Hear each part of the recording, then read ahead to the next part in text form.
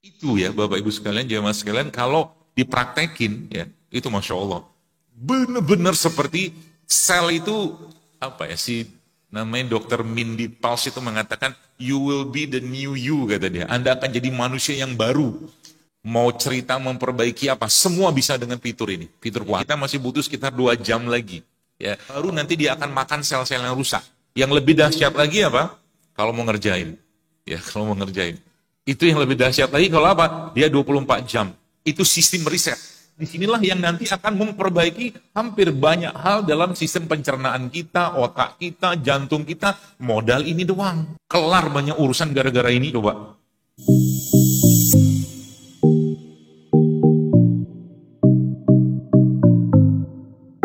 Ketika ada satu keluarga misalkan, ya anak pertama laki, anak kedua laki, biasanya di anak ketiga mikirnya pengen anak perempuan. Ya kan? Anak pertama laki, kedua laki-laki, ketiga pengennya perempuan. Atau sebaliknya, ya perempuan-perempuan, yang ketiga pengennya laki. Jebule, ternyata metu. Ya, yang ketiga itu, kalau tadi laki-laki, ternyata yang keluar laki-laki lagi. Kan ngarepin perempuan tuh. Terus keluarlah ucapan di situ, entah dari suami atau istrinya, ya laki lagi. Kan gitu kan. Itu ucapan kayaknya simple ya. Tapi ucapan itu adalah ucapan seperti orang yang gak ridho dengan jenis kelamin yang telah Allah tetapkan untuk anak ketiga itu. Demikian juga sebaliknya. Ketika yang satu perempuan, dua perempuan, yang ketiga ngarapinnya laki-laki, ternyata keluarnya perempuan lagi. Ya, perempuan lagi. Maka anak ini akan mendengar itu sebenarnya, meskipun dia tidak akan bicara, dan dalam kandungan pun anak sudah mendengar sebenarnya, dan dia sudah menganggap dirinya bahwa dia adalah anak yang tidak diinginkan. Itulah bahasa nggak ridho. Sebab apa? Urusan jenis kelamin adalah urusannya Allah. Dia Allah yang menentukan. Haknya Allah menentukan jenis kelamin laki atau perempuan. Maka anak kayak begini, umumnya akan bisa lahir dengan kondisi orang tua yang sangat menginginkan sesuatu, ternyata tidak diberikan atau tidak Allah beri, ya lalu mereka seperti tidak ridho dengan itu, meskipun dengan ucapan-ucapan yang simpel, yang terjadi apa? Dia akan lahir, katakanlah misalkan yang laki-laki, dia akan lahir dengan casingnya laki-laki, tapi jiwanya perempuan. Fatal loh. Itu panjang perjalanan yang saya tahu. Urusannya panjang. Kalau seandainya ini nggak diputus, ya nggak diputus, ya. Makanya salah satu yang disebutkan oleh Umar bin Khattab radhiyallahu anhu ketika beliau menanyakan hadis tentang fitnah, ya fitnah akhir zaman, fitnah keluarga, ternyata disebutkan ya oleh Huzaifah, ya Huzaifah bin Yaman mengatakan radhiyallahu anhu, dia mengatakan bahwa salah satu yang mencegah dan menebus dari fitnah-fitnah seperti itu adalah puasa. Ada 2 lagi. Yang pertama sholat, yang kedua puasa, yang ketiga sodako. Ya, sholat, puasa, sedekah. Jadi sebenarnya kalau saya mencoba menganalisa puasa ini, terutama Ramadan ya, ini sebenarnya ibadah yang bisa memutuskan fitnah-fitnah genetik yang tidak baik yang diwariskan dari mungkin leluhur-leluhurnya dengan 3 hal tadi. Sebab apa? 3 hal ini yang kita benar-benar kerjakan di waktu Ramadan. Kita sibuk benar loh dengan 3 hal ini waktu Ramadan. Coba baca ayatnya ataupun hadisnya, Nabi pun menjelaskan bahwa sedekahnya Nabi itu ketika Ramadan seperti bahkan lebih lembut, lebih halus daripada angin yang berhembus. Dermawannya Nabi SAW. Yang pertama itu, puasa udah jelas. Ya, jadi sekarang kalau kita ngebahas, nanti saya jelaskan bagaimana fitur-fitur ini bisa Anda manfaatkan selama Ramadan. Ya, dahsyat banget. Mau cerita memperbaiki apa, semua bisa dengan fitur ini. Fitur puasa nih maksudnya. Yang kedua adalah sholat. Coba aja kita lihat. Ya, kita emang benar-benar disibukkan Allah dengan sholat ketika Ramadan ini. Ya. Yang pertama mungkin dengan sholat wajibnya, yang kedua mungkin dengan sholat malamnya, ya, dan akhirnya apa? Capek kan? Maka kalau kita ngitung, pakai ukuran matematika, ya, ada yang mengatakan puasa 24 jam itu, jadi mulai startingnya bahasanya kita sering mendengar bahasa autofagi. Autofagi itu kan namanya self-eating ya. Self-eating itu dia memakan sel-sel yang rusak. Itu tuh baru terjadi sekitar atau di atas 14 jam. 14 jam ke atas. Ya. Normalnya kalau sudah mulai starting itu di 16 jam. Makanya waktu buka puasa jangan banyak-banyak makan. Karena masih cleansing dia sebenarnya. Kita masih butuh sekitar 2 jam lagi. Ya, kalau kita katakanlah misal nih jam 4 kita sahur ya, sampai akhirnya jam 6 kurang lebih kita berbuka puasa, maka kurang lebih total ada 14 jam kan kita menahan diri dari lapar. Itu sudah mulai itu. Tapi efek autofaginya itu, ya, self eating yang kita sering dengar itu baru akan terjadi secara optimal di 16 jam. Maka lagi-lagi jangan berlebihan makan di waktu berbuka. Baru nanti dia akan makan sel-sel yang rusak. Yang lebih dahsyat lagi apa? Kalau mau ngerjain. Ya, kalau mau ngerjain. Itu yang lebih dahsyat lagi kalau apa? Dia 24 jam. Itu sistem riset. Sistem di riset sama dia. Berarti kita nggak makan. Nggak usah makan dulu. Minum aja, kan batalin aja cukup. Makanya Nabi ngasih seperti, kenapa Nabi itu ngasih panduan? Ya, saya kadang-kadang mikir, ketika Nabi berbuka pakai rutop, kurma basah. Kalau nggak ada pakai tamar, kalau nggak ada pakai air putih. Itu ya Bapak Ibu sekalian, jemaah sekalian, kalau dipraktekin ya, itu Masya Allah. Benar-benar seperti sel itu, apa ya, namanya Dr. Mindy Pals itu mengatakan, you will be the new you, kata dia. Anda akan jadi manusia yang baru. Ya benerlah baru, karena kayak laptop itu di reset ulang gitu loh. Terutama kalau sudah sampai masuk ke yang 24 jam itu. Berarti kan kalau 24 jam misalnya, ada minum aja kan, minum nggak banyak makan gitu ya, terus gitu kan. Jadi sudah mulai harus kuat-kuat iman lagi Ramadan itu. Kita kan sering ngandalinnya kan setan dibelenggu, gitu kan. Setan di luar sono, di sini belum. Kenapa? Karena tadi kan ayat yang saya baca di surat Yusuf tadi kan sesungguhnya nafsu itu mengajak kepada kemungkaran kecuali nafsu yang dirahmati Allah Subhanahu wa taala. Gitu. Makanya kita bicara tentang perbuatan-perbuatan fahsya ya, perbuatan keji gitu kan. Itu memang Al-Qur'an menyandingkan itu dengan kalimat atau dengan kata-kata tentang makanan. Coba aja lihat. Dalam salah satu surat di Al-Baqarah itu menjelaskan ya, wa kulu mimma fil ardi halalan thayyiban wa la tattabi'u khutuwati syaitan. Ya. Dan seterusnya ayat itu mengatakan bahwa sesungguhnya setan itu mengajak pada perbuatan keji, kata Allah di situ. Yang menarik apa? Berarti antitesisnya kalau ada orang makan tidak halal, dan orang makan tidak thayyib, kemungkinan besar dia akan jatuh pada perbuatan yang berhubungan dengan keji tadi itu, gara-gara ulah makanan. Kalau kemarin ada beberapa yang saya tulis itu, di situ saya sebutkan bahwa khutuwat itu kalau Anda baca di dalam Al-Quran, ada beberapa ayat yang jelas di situ kata-kata khutuwatnya. Ya, khutuwat syaitan itu seperti langkah-langkah strategisnya syaitan. Ya. Duanya itu ya ada pada dua hal yang sudah terjadi zaman sekarang. Ya, empat-empatnya sudah terjadi sih. Yang pertama itu tentang keimanan. Yang kedua tentang kesucian. Udah dirusak sama dia keimanan orang zaman sekarang. Seperti nggak yakin sama Allah, nggak baik sangka sama Allah, nggak yakin bahwa Allah yang mengurus urusannya dia, itu yang pertama. Yang kedua di surat Nur. Allah menjelaskan tentang khutuwat ini urusannya dengan kesucian. Itu yang kedua. Yang ketiga, khutuwat ini ternyata berkaitan dengan pertanian. Itu di surat Al-An'am. Coba lihat pertanian zaman sekarang, nggak ada yang beres. Pertanian, peternakan, semua nggak ada yang beres zaman sekarang. Susah nyari sayur yang benar. Ya. Susah nyari ternak yang benar. Dan seterusnya. Makanya, ya kadang-kadang saya mikir cukup saya jalan tahu. Daripada Bapak Ibu pusing, lihat ini nggak ada yang beres, ini nggak beres, gitu kan. Terakhir, khutuwat itu ada di surat Al-Baqarah tadi yang berkaitan sama makanan. Ya, sudah ada jawaban yang 4. Sudah rusak semua? Komplit sudah rusak semua. Iman sudah rusak, kesucian sudah dirusak sama syaitan. pertanian, peternakan dirusak sama setan. Keempat, makanan pun dirusak sama setan. Jadi banyak orang yang sekarang makan itu bukan lagi kebutuhan. Kita sebutnya dengan emotional eating, bukan lagi mindful eating. Bukan lagi mindful eating. Emotional eating itu orang makan untuk kebutuhan jiwanya dia.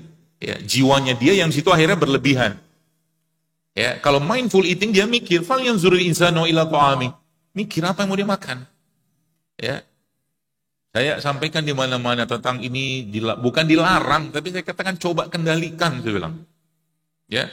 Dan sudah banyak penelitian menjelaskan tentang itu. Sudah terlalu banyak. Ya. Mulai dari ternyata kita semua ini berlimpah ruah logam berat gitu kan. Belum lagi mikroplastik. Ya. Kalau Bapak Ibu, kalau saya ceritain nanti masih bingung nanti pilihannya apa. Itu. Saya kadang-kadang kemana-mana sekarang pengen bawa gelas, pengen bawa tumbler.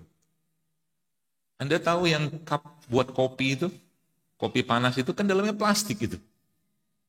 Dalamnya plastik. Tidak mungkin dia kertas doang, yang orang sebut paper cup. No paper cup, itu plastik cup. Dalamnya itu. Ya, jadi kalau mau minum kopi, di mana? Oribin. Mana Pak Denny? Ya, pakai gelas saja lah. Jangan pakai cup itu. Kalau mau pakai cup, mendingan yang dingin aja. Karena panas itu kan panas banget loh itu. Kena plastik, maka ya nggak melenyok gitu kan. Ya, itu plastik. Ya, belum lagi kita bicara tentang pagi-pagi, ya. Pagi-pagi kita sudah sudah masukin plastik. Dari mana? Sikat gigi. Sikat gigi. Plastik. Gimana kita ini udah kacaunya minta ampun gitu ya. Sistemnya, hormonnya segala macam gitu kan. Makanya salah satu sebenarnya, saya beberapa waktu lalu ingin cerita sedikit ya. Bertemu dengan seorang dokter gigi yang beliau Masya Allah ya jadi profesornya gara-gara ini. Gara-gara ini. Gara-gara siwak. Ini. Gara-gara ini, asbab dari ini, beliau jadi profesor. Dan ajaibnya, saya dan tim ya, ngecek sebenarnya ada apa dalam barang ini. Ya, dalam siwak ini. Sehingga, mau wafat pun, Nabi kita SAW meminta diambilkan ini. Kan air sama ini. Ternyata waktu dibuka, dijeberin gitu kan, isinya Allahu Akbar. Dahsyat, bener-bener dahsyat. Di luar nurul. Ada bayangin, ini barang ada anti obesitas. Bingung kan? Ini barang ada anti kankernya. Dari mana ceritanya? Tapi data menyebutkan ada semua. Ada puluhan zat aktif yang ada di sini, yang di situ disebutkan, kalau kita sikat gigi pakai odol gitu ya, biasanya kan habis sikat gigi kita buang, ini justru jangan dibuang, ditelan. Jadi habis siwakan gitu ada air ludahnya, telan. Karena zat-zat di sinilah yang nanti akan memperbaiki hampir banyak hal dalam sistem pencernaan kita, otak kita, jantung kita, modal ini doang. Sampai akhirnya apa? Nabi mengatakan kan, Nabi bersabda bahwa salah satu ridhonya Allah adalah orang yang bersiwak. Sampai kita buka gitu kan, mulai ini belum selesai semua, kita buka data-datanya itu dari lab tentunya gitu kan. Kita kerjain sendiri dan memang hasilnya memang wajiblah umat Islam itu bersiwak, bukan wajib sih. Kalau boleh wajibin deh. Kelar banyak urusan gara-gara ini coba. Satu barang ini. Ya, belum lagi cerita tentang ini ya, salah satu penyebab 2 lubang yang sering menyebabkan banyak orang itu masuk neraka, kata Nabi SAW, lubang mulut sama lubang kemaluan kan, kata Nabi. Dan ini dibersihkan dengan ini. Ya makanya ridho Allah itu ada pada ini. Nanti cobain ya, di Ramadan siwak, tapi jangan ditelan kalau Ramadan. Latihan. Ya. Jadi Nabi itu sampai bukan hanya gigi beliau SAW doang, ya, tapi di lidah pun beliau bersihkan dengan ini. Masya Allah. Dan dapat ridhonya Allah, mungkin bahasa kita tuh cuman modal siwak doang, coba. Kita mikirkan, ih jorok. Saya tanya sama ahlinya, saya bilang, Prof, saya bilang, kalau kita bersiwak gitu, ya, terus kita letakkan di sini, gitu kan kering tuh barang kan. Itu enggak kotor kah, enggak higienis. Dia bilang apa? Siwak ini punya fitur auto cleansing. Dia punya antibakteri di sini. Coba. Masya Allah. Jadi diletakkan di sini. Ini kayak begini dia bilang. Ini bertahan berapa lama? Ini untuk 2 pekan, 14 hari. Gitu loh. Nanti selesai potong aja, dia bilang pakai lagi. Ridho, ya.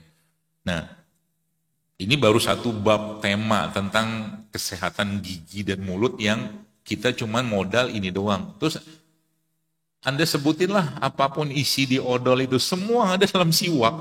Bahkan yang tidak ada di odol ada di siwak, coba. Cuman sayangnya kita sudah kadang-kadang antipati ya dengan ini.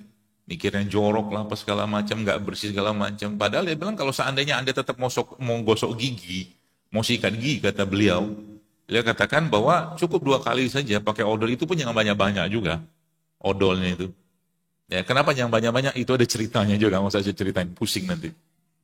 Ya, 2 kali, sisanya 10 kali pakai ini, bahkan sebanyak-banyak sesering mungkin bersiwak aja.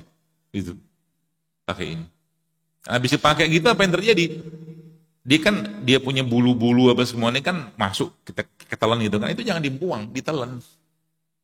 Karena justru antibakterinya, anti kankernya, anti obesitasnya, Masya Allah, anti banyak banget di dalam satu barang ini coba. Wajar ya sampai Nabi mengatakan Allah ridho dengan orang yang bersiwak.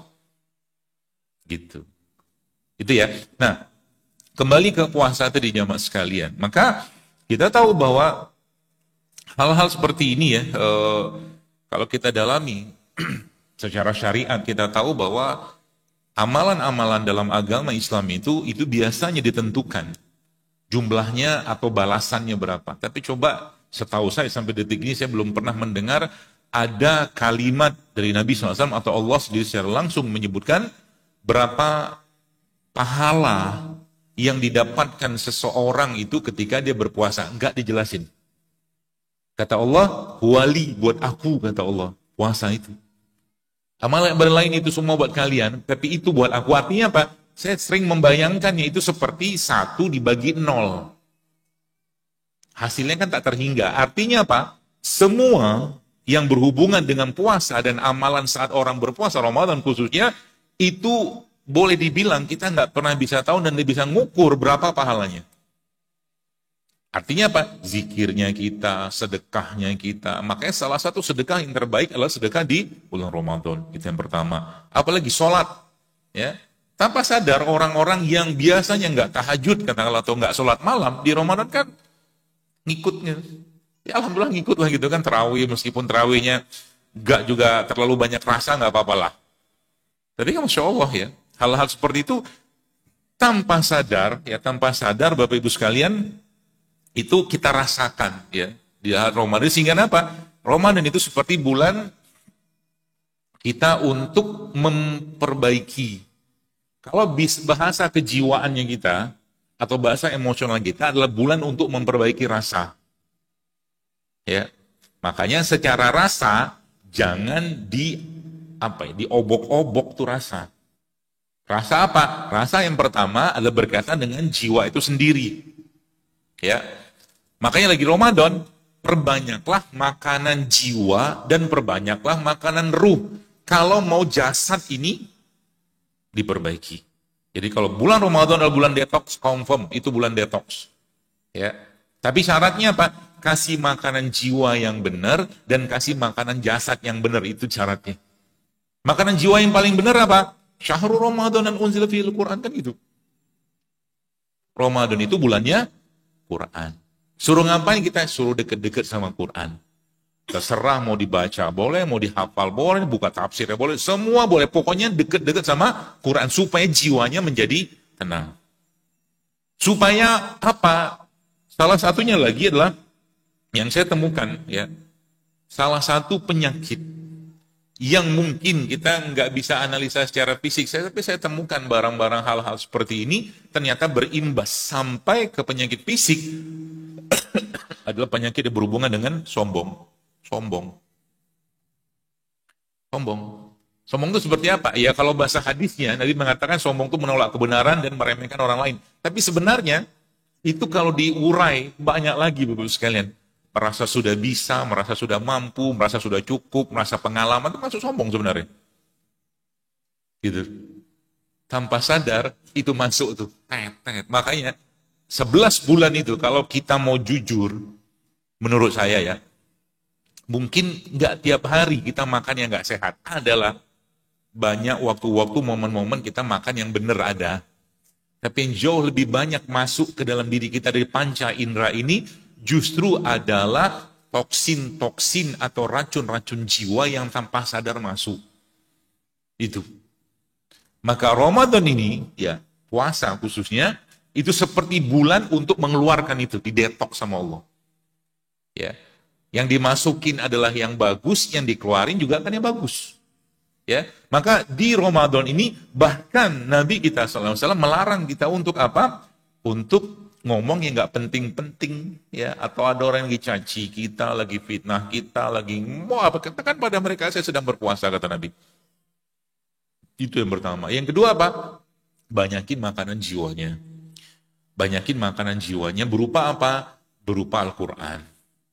Ya.